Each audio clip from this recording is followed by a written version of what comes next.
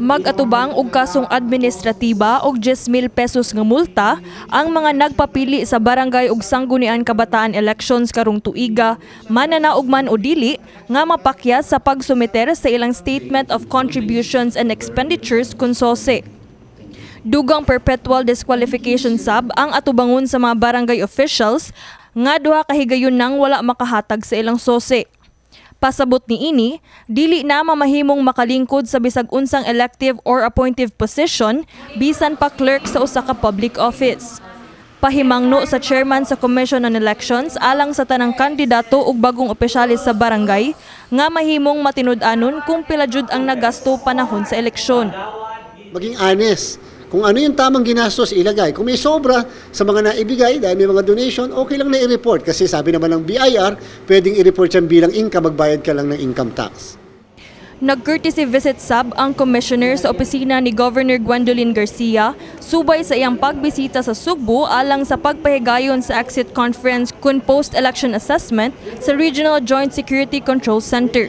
Kini gitambungan sa nagkadaiyang ahensya sama sa AFP, PNP, Philippine Coast Guard o guban pa nga nakighiusa sa COMELEC aron sa pagsiguro sa kalinaw ug kahapsay sa 2023 BSKE elections. Alam nyo, kanina pa lamang umaga, kausap natin ang lahat ng election officers ng buong probinsya ng Cebu muna. No?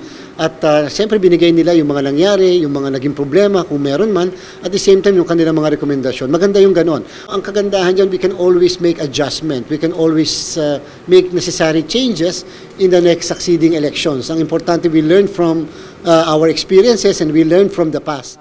Sa laing bahin, gipahibalo sa legal officer sa Department of Interior and Local Government sa Region 7 nga si Attorney Michael Bandal nga magpahigayon ng ilang opisina og training first quarter sa tuig 2024 alang sa mga neophytes kun beginners nga nakadaog sa eleksyon ilabi na sa mga sangguniang kabataan officials.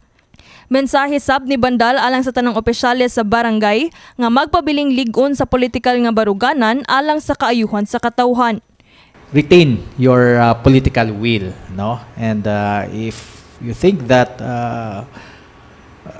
mo ni siya kaayuhan para sa atong mga constituents, no? We should regardless kung daghan bag masuko nato or malain na they would feel nga unfair ang law, no? But if you think what you are doing is right, maintain that political will to impose that and to make the necessary laws and ordinances and even resolutions for the benefit of our constituents. Kini si Queenie Holigon alang sa MyTV Cebu.